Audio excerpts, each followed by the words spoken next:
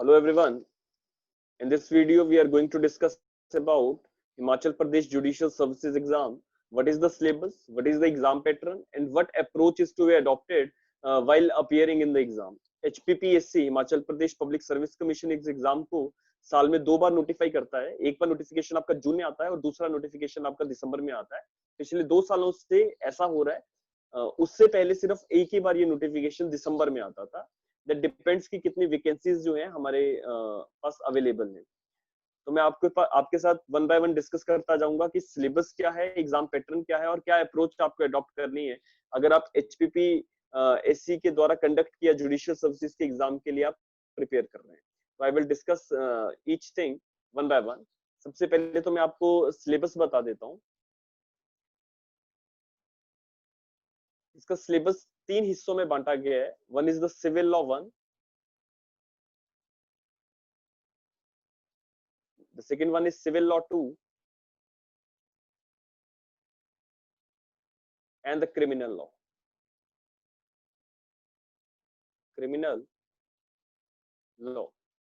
मैं one by one आपके साथ सब्जेक्ट्स डिस्कस कर रहा हूँ। सिविल लॉ में हमारे पास इंडियन एविडेंस एक्ट है,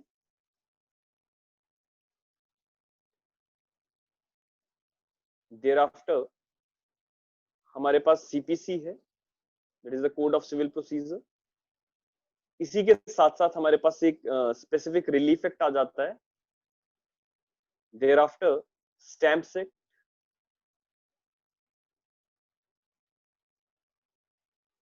and the last one is Himachal Pradesh Courts Act।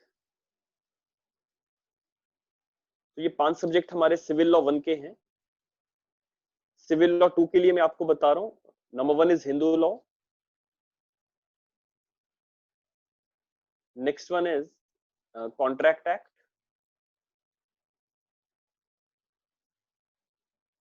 thereafter it is transfer of property act, thereafter it is limitation act,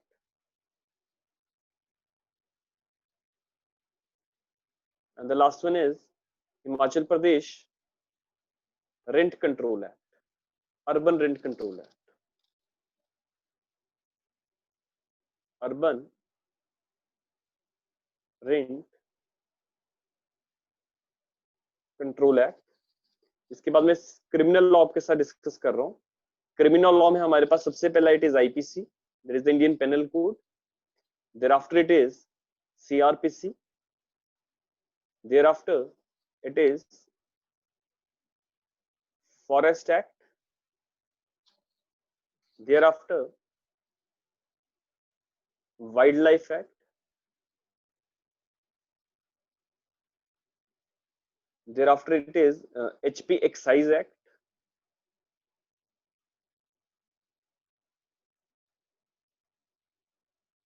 and the last one is Negotiable Instrument Act.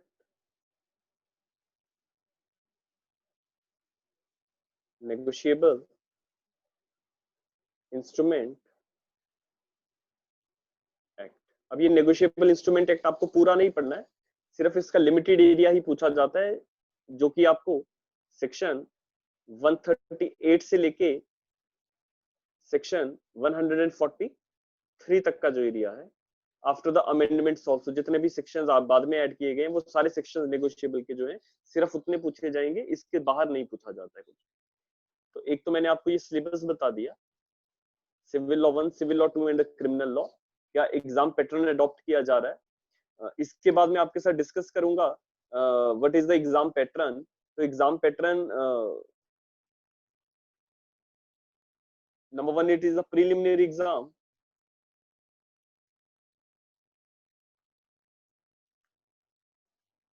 Preliminary exam आपका multiple choice question based रहेगा, and thereafter अगर आप screening test, इसको preliminary exam को screening कह सकते हैं, तो जो लोग प्रीलिमिनरी एग्जाम क्वालिफाई कर जाएंगे उनको मेंस के लिए बुलाया जाएगा, that is the mains examination.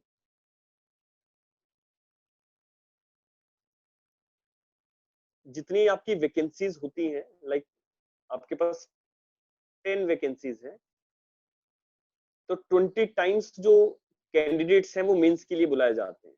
तो 10 वैकेंसी के लिए 200 कैंडिडेट्स जो है वो मेंस के लिए अपीयर होंगे, ठीक। Thereafter the third one is the interview.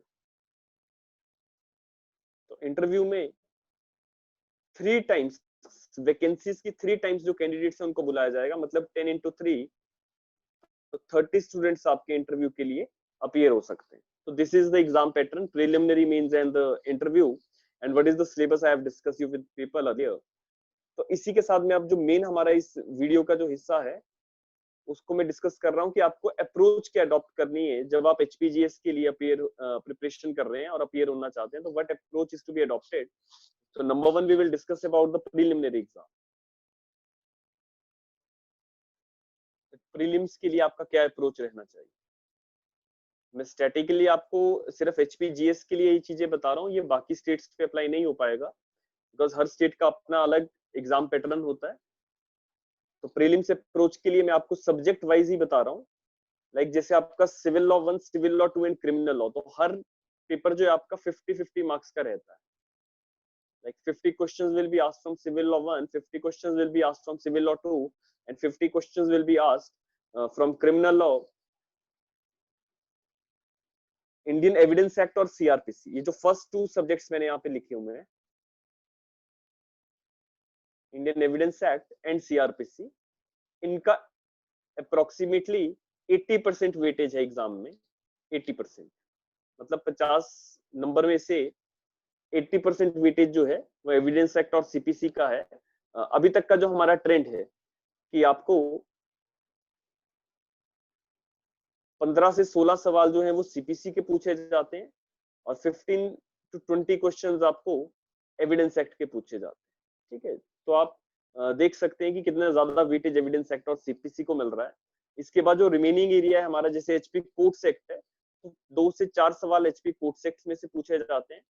Stamp acts में भी आपको 4 सवाल पूछे जाते हैं, 4 या 5 सवाल, और एसआरए से आपको 5 से 6 सवाल पूछे जाते हैं, ठीक है। तो इस तरह से जो एग्जाम पैटर्न है हर बार शफल करता है, तो मैं सिर्फ आपको एक आइडिया दे रहा हूँ कि किस तरह से आप एग्जाम को अटेम्प्ट करने के लिए क्या अप्रोच अडॉप्ट करेंगे। देखो, आप छोड़ कोई सब्जेक्ट नहीं सकते हैं, सारे के सारे सब्जेक्ट्स मैंडेटरी हैं। जब भी आप किसी कॉम्पिटिटिव एग्जाम की तैयारी करते हैं तो आप छोड़ नहीं सकते कुछ भी, आपको सारे एग्जाम सारे सब्जेक्ट्स पढ़ने हैं साथ में। तो एविडेंस एक्ट और सीपीसी को सबसे ज्यादा वेटेज है, बाकी जो रिमेनिंग 3 सब्जेक्ट्स है इनको भी वेटेज दिया गया है, और यहीं से आप एज निकाल सकते हैं। बिकॉज एविडेंस और सीपीसी सारे लोग पढ़ते हैं, लेकिन एसआरए या स्टैंप एक्ट या कोर्ट एक्ट जो है तो उसको आपको ज्यादा ध्यान में रख के चलना है, बिकॉज उसमें भी आपके 10 से 12 नंबर जो या 15 नंबर जो है वो कवर किए जा रहे हैं 50 नंबर के पेपर में। दूसरा मैं आपको सिविल लॉ 2 का बता रहा हूँ।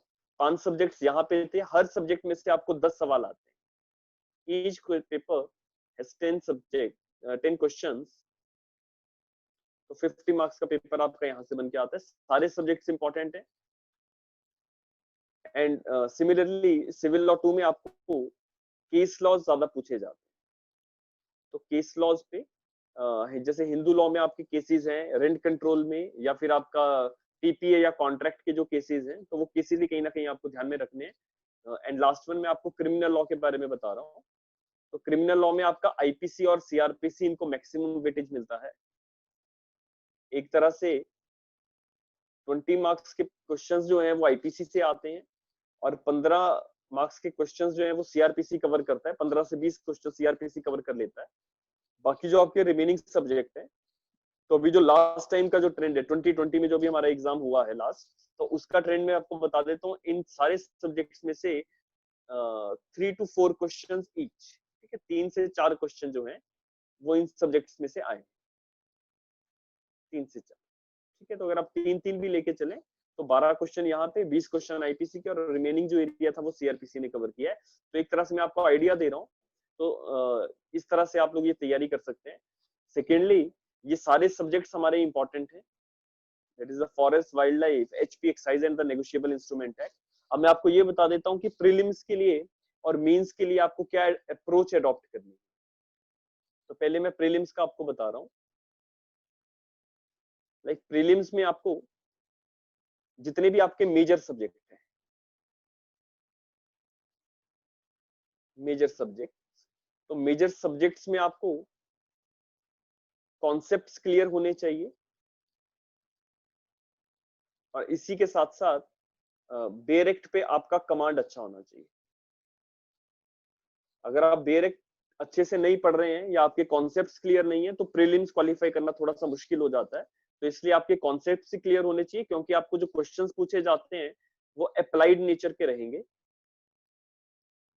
अप्लाइड नेचर मींस कि आपको एग्जांपल्स दिए जा रहे हैं, आपको माइंड एप्लीकेशन के लिए पूछा जा रहा है। अगर मैं एग्जांपल दूं, like for example dying declaration, evidence act में आपका सेक्शन नंबर 32 में जब आता है, 32 क्लॉज 1 में डाइंग डिक्लेरेशन, तो डाइंग डिक्लेरेशन को लेके आपको प्रेपोजिशन बना के दी जा सकती है कि डाइंग डिक्लेरेशन किन केसेस में एडमिसिबल है, किन केसेस में एडमिसिबल नहीं है, किसके पास डाइंग डिक्लेरेशन दी है तो एडमिसिबल है। तो ये चीज आपको बेरेक्ट से नहीं मिलेगी। कुछ एक लोग सिर्फ बेरेक्ट या मल्टीपल चॉइस क्वेश्चन की बुक्स पढ़ के आ जाते हैं पेपर देने, तो उससे थोड़ा सा मुश्किल हो जाता है एग्जाम को क्रैक करना।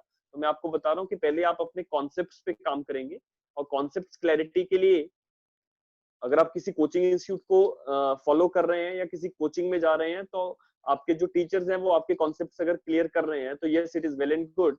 और दूसरा, आपका जो बेरेक्ट कमांड है, वो बेरेक्ट कमांड सारे सब्जेक्ट्स के, मेजर सब्जेक्ट सभी पे होना चाहिए। इसी तरह से जैसे आपके अब कुछ एक सब्जेक्ट्स हैं जो बहुत लेंदी हैं, जैसे कि आपका आईपीसी है, आपका सीपीसी है, सीआरपीसी है, तो ये बड़े बड़े सब्जेक्ट्स हैं, बहुत ज्यादा सेक्शन है यहाँ पे, तो बहुत सारे के सारे सेक्शंस आपको नहीं याद करने हैं। और इसमें आपको क्या करना है, जितने भी इंपॉर्टेंट सेक्शंस, तो इंपॉर्टेंट सेक्शंस की हम लोग लिस्ट देते हैं, वो सारे के सारे इंपॉर्टेंट सेक्शंस आपको कवर करने हैं। कुछ एक ऑफ बीट एरिया भी होता है, लाइक फॉर एग्जांपल जैसे कि आपका काउंटरफिटिंग ऑफ कॉइन्स, वो एक ऑफ बीट एरिया है, तो वो डायरेक्टली वहां पे क्वेश्चंस जो है वो सेक्शन बेस्ड पूछे जाते हैं कि ये फलानी चीज कौन से सेक्शन में है।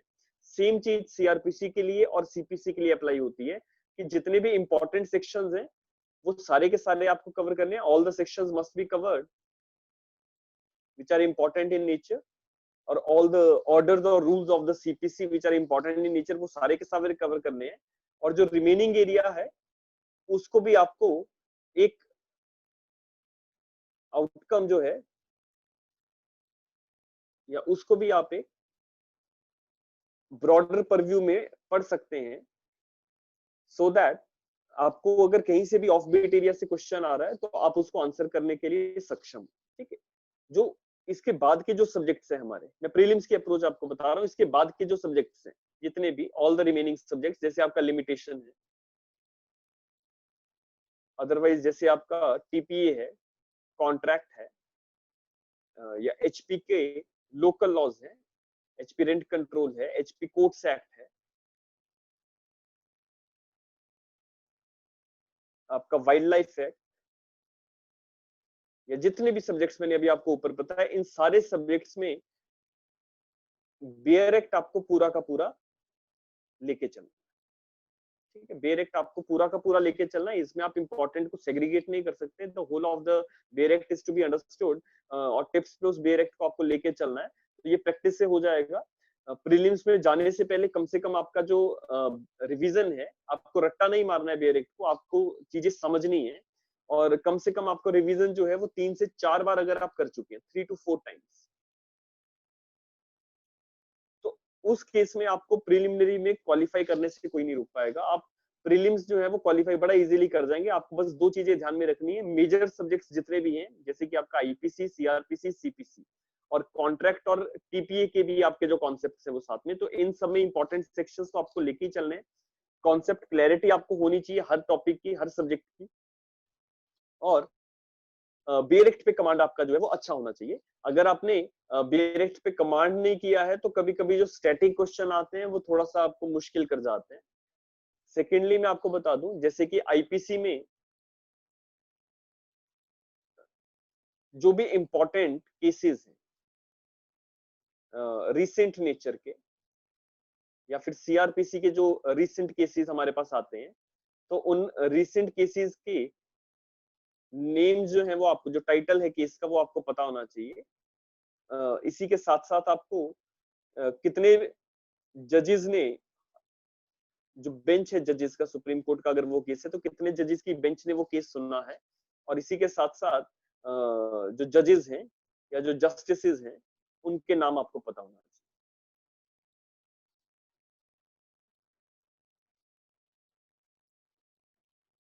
जस्टिसेस के नाम, बेंचेस और नेम और टाइटल जो भी केस का है, ये कैसे आप देखेंगे?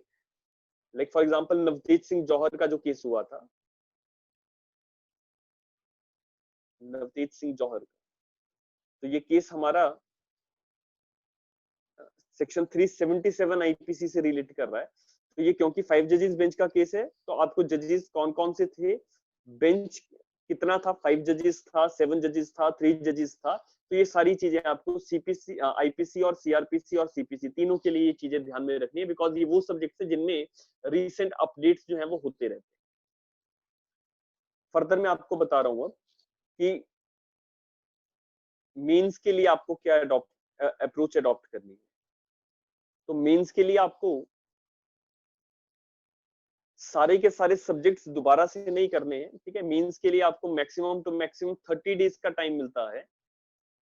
30 डेज का टाइम मतलब जिस दिन आपका प्री कंडक्ट हो चुका है, प्री कंडक्ट होने के बाद 30 दिनों के बीच भी जो है मेंस के एग्जाम हो जाते हैं। और रिजल्ट जिस दिन आता है, लाइक अगर आपका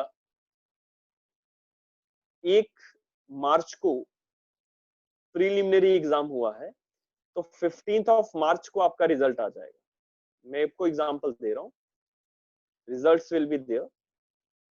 और उसके बाद 30 मार्च से आपके जो मेंस के एग्जाम्स है वो शुरू हो जाएंगे। तो आपके पास बहुत कम समय है मेंस के एग्जाम्स की प्रिपरेशन करने के लिए। अगर आप 1 मार्च से प्रिपरेशन करना शुरू करेंगे, तो आपको पहले से ही मेंस की तैयारी भी शुरू करके रखनी है। तो उसके लिए मैं अब आपको थोड़ा सा बता रहा हूँ। अब मेंस के लिए आपको क्या करना है, जो सब्जेक्ट्स आपके लोकल, या ऐसे मैं अगर कहूँ सिविल लॉ 1 में आपको सीपीसी और एविडेंस एक्ट, इन दोनों के डिस्क्रिप्टिव क्वेश्चंस पे बहुत काम करना है। तो बेसिकली वो आपका सारा का सारा कॉन्सेप्चुअल काम है। उस कॉन्सेप्चुअल वर्क पे आपको ज्यादा फोकस करना है। इसके बाद आपका जो स्पेसिफिक रिलीफ एक्ट है, स्टैम्प्स एक्ट है, या आपका एचपी कोर्ट्स एक्ट, इन तीनों को आप रेजिडरी एरिया में लेके चलेंगे। इनमें से भी क्वेश्चन आएंगे, आपको शायद अटेम्प्ट करने पड़ जाएं, लेकिन क्योंकि कमीशन आपको बेरेक्ट्स प्रोवाइड करता है मेंस के लिए, तो आप बेरेक्ट की हेल्प लेके अपने आंसर को लिख सकते हैं। लेकिन आपको सिर्फ बेरेक्ट नहीं लिखना है, आपको अपनी लैंग्वेज में इजी वे में एग्जामिनर को समझाना है जो भी क्वेश्चन वो पूछ रहे हैं। तो मैंने आपको बताया कि सीपीसी और एविडेंस के लिए आपको कॉन्सेप्चुअल क्लैरिटीज हर टॉपिक की होनी चाहिए। वो हर टॉपिक की क्लैरिटी के लिए अगर आप बहुत टाइम से पढ़ रहे हैं, तो आप अगर बहुत सारी बुक्स रेफर कर रहे हैं तो आप कर सकते हैं। अगर आप किसी कोचिंग को रेफर करते हैं तो आपके कॉन्सेप्ट क्लियर हो सकते हैं। लेकिन अदरवाइज कुछ एक लोगों की कॉन्सेप्ट्स अगर क्लियर नहीं है, तो अगर आप सीधा सीधा आंसर लिख के आ रहे हैं तो आपको मार्क्स इतने अच्छे नहीं मिल पाएंगे। इसी के साथ साथ जब भी आप बड़े सब्जेक्ट को पढ़ें, तो मेंस में इंटरलिंकिंग्स जो है सब्जेक्ट की, वो हमेशा करें कि एक सब्जेक्ट दूसरे सब्जेक्ट के साथ कैसे रिलेटेड है, और इंट्रा लिंकेज भी कि एक सब्जेक्ट के दो अलग अलग प्रोविजंस एक दूसरे के साथ कैसे लिंक है। तो ये चीजें आपको जरूर मेंशन करनी है। और लास्ट में आपको केस लॉज जो है वो भी रेफर करने चाहिए। एग्जामिनर कुछ एक क्वेश्चंस में केस लॉज डायरेक्टली पूछ लेते हैं, कुछ एक में नहीं पूछते हैं। तो आपके पास अगर केस लॉज है तो रीसेंट केसेस आपको जरूर साइट करने चाहिए। अगर आप रीसेंट केसेस साइट करते हैं तो बाकी लोगों से आपको जरूर एज मिलता है। सेकंड में आपको सिविल लॉ 2 के लिए बता रहा हूं।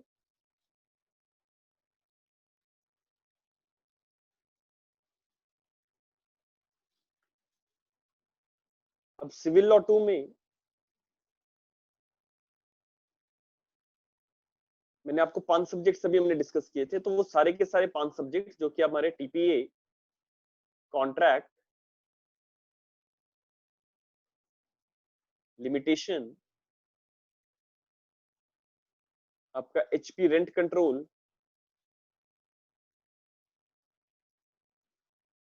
और आपका हिंदू लॉ, 5 सब्जेक्ट्स मैंने अभी आपको बताए थे। सारे के सारे subjects means point of view से आप जरूरी समझ के चलें। ये सारे के सारे सब्जेक्ट्स में से आपको क्वेश्चन आएंगे, डिस्क्रिप्टिव नेचर के क्वेश्चन आएंगे। आपको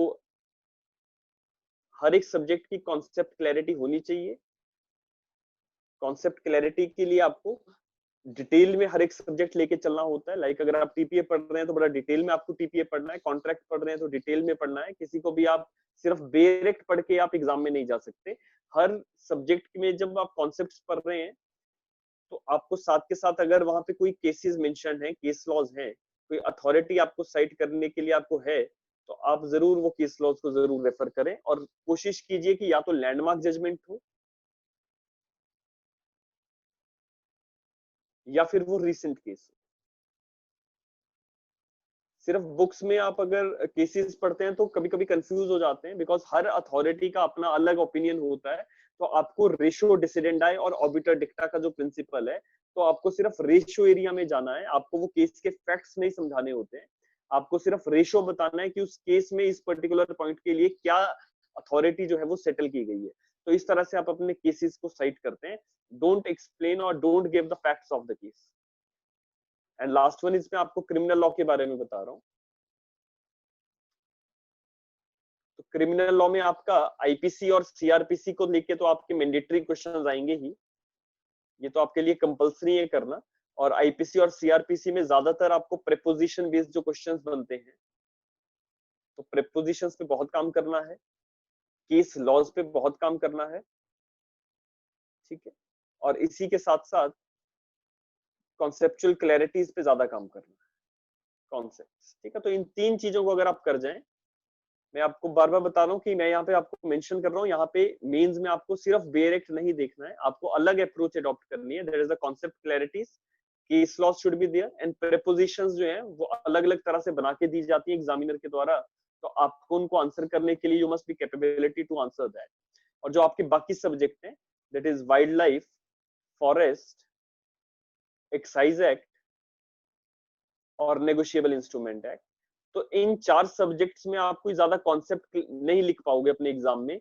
ना आपको प्रेपोजिशंस पूछी जाएंगी, स्ट्रेट आंसर पूछे जाते हैं स्टैटिक नेचर के। तो ये आपको बेयरेक्ट के अकॉर्डिंगली आप आंसर कर सकते हैं, ठीक है। तो क्योंकि आपको मेंस में बेयरेक्ट मिल रहा है तो आप बेयरेक्ट की हेल्प लेके इन क्वेश्चंस को आंसर कर सकते हैं। तो ज्यादा इन चार सब्जेक्ट्स के लिए आपको बर्डन नहीं करना है, ठीक। लेकिन आईपीसी और सीआरपीसी को आप ज्यादा फोकस करेंगे, ओनली देन आप जो है मार्क्स अचीव कर सकते हैं। तीसरी चीज जिस चीज को बहुत सारे लोग इग्नोर कर देते हैं, जो कि है हमारा लैंग्वेज पार्ट। लैंग्वेज में there will be Hindi and there will be English, Hindi and English. अब इन दोनों सब्जेक्ट्स की अपनी अलग इंपॉर्टेंस है। हिंदी का एग्जाम आपको 100 मार्क्स का आता है और इंग्लिश का एग्जाम आपको 150 मार्क्स का आता है। इंग्लिश में आपको दो चीजें आती हैं, one is the essay and the other one is the translation. Hindi का एक पैराग्राफ दिया होगा जिसको आपको इंग्लिश में ट्रांसलेट करना है, और हिंदी वाले एग्जाम में आपको निबंध लिखने को आएगा।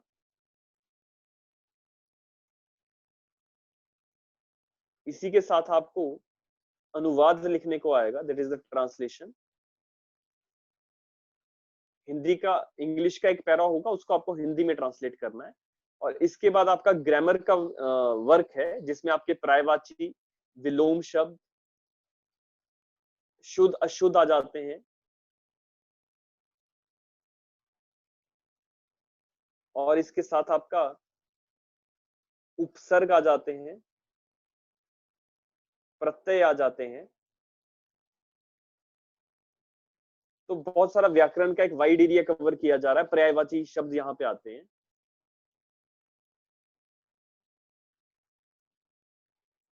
मुहावरे आते हैं। तो आपको लैंग्वेज पार्ट पे बहुत ज्यादा फोकस करना जरूरी है, क्योंकि हिंदी बहुत सारे लोग इग्नोर कर देते हैं कि हिंदी हम कर लेंगे, बट ऐसा नहीं हो पाता है। सिर्फ आपके पास 30 डेज रहते हैं अगर, तो आप प्री क्वालिफाई करने के बाद लैंग्वेज कभी भी प्रिपेयर नहीं कर सकते। तो आपको पहले से ही अपनी प्रिपरेशन रखनी है। एसे राइटिंग और जो आपको ट्रांसलेशन है वो दोनों हिंदी और इंग्लिश दोनों में है। हिंदी में जो एक्स्ट्रा वर्क है वो आपका विलोम, मुहावरे एक्सेट्रा का है। जो आपको निबंध लिखने को आता है ये 50 मार्क्स का होगा। जो आपको ट्रांसलेशन आती है वो 30 मार्क्स की होती है। और आपके जो ग्रामर एरिया है वो आपको 20 मार्क्स का आता है, ठीक है। तो आप किसी भी चीज को इग्नोर नहीं कर सकते, बिकॉज आपको हिंदी में सिर्फ क्वालिफाई करना है, लेकिन जो हिंदी के मार्क्स है वो टोटल जब किया जाएगा, मेरिट बनाई जाएगी तो उस पर काउंट किए जाते हैं। इंग्लिश के लिए 100 मार्क्स का ऐसे होता है और 50 मार्क्स की ट्रांसलेशन होती है। तो इसमें भी आप जो है दोनों तरफ से आपको मैनेज करना है कि लैंग्वेज में भी आपको जो है अच्छे मार्क्स मिले और लॉ में भी आपको अच्छे मार्क्स मिले। अब मैं आपको ये बता देता हूँ कि कितने मार्क्स आपको जरूरी है एग्जाम को क्रैक करने के लिए। आपको अगर ये वीडियो अच्छा लग रहा है तो आप इसको काइंडली सब्सक्राइब कर लीजिए हमारे चैनल को, सो दैट आपको अपडेटेड वीडियोस जो है हमारे वो मिलते रहे। लैंग्वेज देखो, बाकी जितने भी लॉ सब्जेक्ट्स हैं आपको हर सब्जेक्ट में कम से कम 40% जो है वो लेना है, ठीक है। मतलब law, civil law 1, civil law 2 और क्रिमिनल लॉ, हर सब्जेक्ट में 40% और एग्रीगेट में आपके जो मार्क्स है, एग्रीगेट में ये 45% होने चाहिए। हिंदी में आपको क्वालिफाई करने के लिए 33% मार्क्स चाहिए, लेकिन इसके मार्क्स भी एग्रीगेट जब मेरिट बनती है तो काउंट किए जाते हैं। और इंग्लिश में आपको 45% मार्क्स चाहिए, ठीक।